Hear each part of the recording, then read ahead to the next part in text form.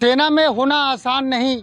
सोचिए उस परिवार पर क्या गुजरती है जब वो अपने जिगर के टुकड़े को देश की रक्षा के लिए बॉर्डर पर भेज रहा हो। उस दुल्हन के बारे में भी ज़रा सोचिए जिसकी शादी के महज 3 दिन हुए हो, मात्र 3 दिन।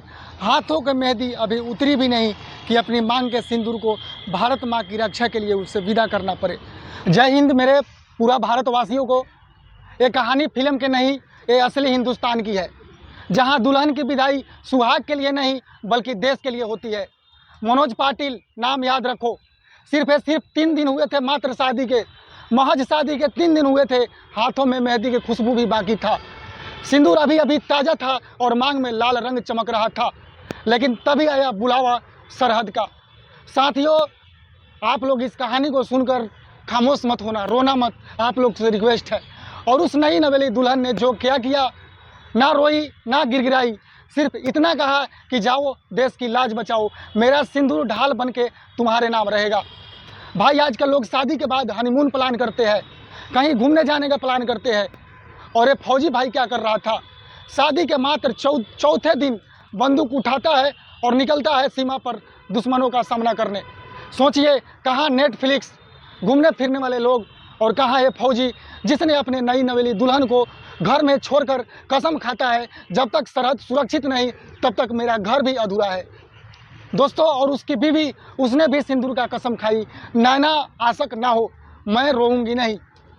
दोस्तों, इस सबर एक पत्नी अपने पति को दो, वो भी फौजी को, समझो क्या होती है। क्या मेरा सुहाग सिर्फ मेरा नहीं बल्कि पूरे हिंदुस्तान का है।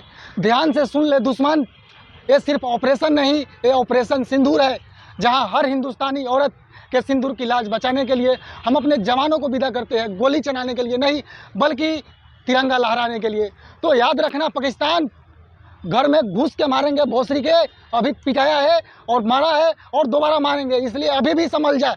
हमारे यहाँ शादी के बाद सिर्फ मायके की नहीं होती विदाई, बल्कि यहाँ दुल्हनें अपने पतियों को जंग के मैदान में भी विदा करती है सिंदूर की कसम खाकर। सलाम है उस फौजी को, सलाम है उस बीवी को जिन्होंने फिर से साबित कर दिया कि देश हर बार तैयार है सिंदूर की लाज बचाने के लिए। दोस्तों, कहानी में शुरू से लेकर अंत तक जरूर बने रहे। आज की कहानी ना कोई रोमांटिक ना कोई कुछ, हमारे देश पे, हमारे सीमा पे जो लड़ाई लड़ रही है उसमें एक फौजी भाई अपने ही देश के खुशी जो है मातम में बदल जाती है। उसी के आधार पर आप लोगों के सामने एक कहानी का स्क्रिप्टिंग तैयार किया है। ज़रा इसको शुरू से लेकर लास्ट तक आप लोग जरूर देखिएगा। सेना में होना आसान नहीं। सोचिए उस परिवार पर क्या गुजरती है जब वो अपने जिगर के टुकड़े को देश की रक्षा के लिए बॉर्डर पर भेज रहा हो। उस दुल्हन के बारे में भी ज़रा सोचिए जिसकी शादी के महज 3 दिन हुए हो, मात्र 3 दिन। हाथों की मेहंदी अभी उतरी भी नहीं कि अपनी मांग के सिंदूर को भारत माँ की रक्षा के लिए उससे विदा करना पड़े। तब आंखें नम होना तो लाजमी है। ऐसे ही कुछ महाराष्ट्र में भी हुआ है। भारत पाकिस्तान के बीच युद्ध, यानी कि इंडिया पाकिस्तान अटैक जैसे हालात के बीच पति को विदा करते हुए मनोज के पत्नी ने कहा कि देश के रक्षा के लिए अपनी सिंदूर भेज रही हूँ। महाराष्ट्र के मनोज पाटिल की शादी 3 दिन पहले हुई है। भारत पाकिस्तान के बीच जंग जैसे हालात के बीच उनको वापस ड्यूटी पर लौटना पड़ा। ये सोचकर कि उस परिवार की आंखें नम हो गई कि जिसने 3 दिन पहले ही अपने बेटे के सिर पर सेहरा बांधा और इसको हाथों में हल्दी की लगाई, उसे अब जंग के मैदान में भेजना पड़ रहा है। लेकिन सलाम है उस माता पिता को जिन्होंने एक बार भी कुछ और सोचे बिना अपनी आंखों के तारे को सरहद पर भेज दिया। उस दुल्हन को भी सलाम जिसने शादी के महज 3 दिन बाद अपने पति को भारत माता की सेवा के लिए विदा कर दिया। परिवार जब मनोज को रेलवे स्टेशन छोड़ने पहुंचा तो वे लोग काफ़ी भावुक नजर आए। हालांकि दोस्तों, मनोज की नई नवेली पत्नी की आंखों में आंसू साफ दिखाई दे रहा था।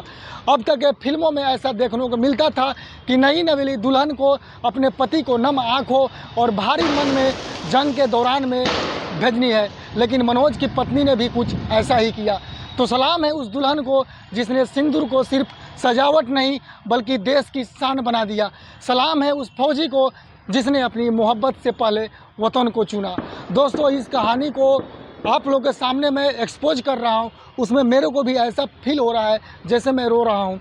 दोस्तों याद रखना, ये हिंदुस्तान है पाकिस्तानियों, यहाँ प्यार भी वतन से शुरू होता है और वतन पे ही ख़त्म होता है।